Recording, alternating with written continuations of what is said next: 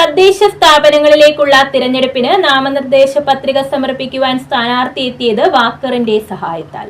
Mannar panchayat 15-ാം ward LDF സ്ഥാനാർത്ഥി VR ശിവപ്രസാദാണ് വാക്കറുമൂന്നി Mannar panchayat ഓഫീസിലെത്തിയത്.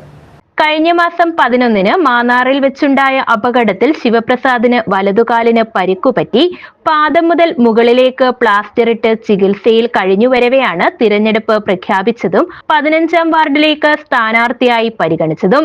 ഇതോടെ vote അഭ്യർത്ഥനയും പ്രചരണ പരിപാടികളുമായി പാർട്ടി പ്രവർത്തകരോടൊപ്പം കളത്തിലിറങ്ങി.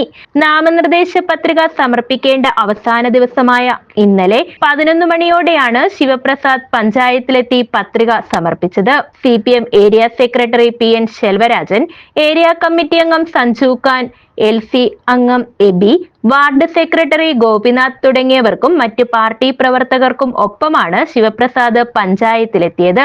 മുൻ പഞ്ചായത്ത് ഭരണസമിതിയിലെ 16-ാം വാർഡ് അംഗവും ക്ഷേമകാര്യ സ്റ്റാൻഡിംഗ് കമ്മിറ്റി ചെയർമാനുമാണ് ശിവപ്രസാദ്. News bureau, Mannar.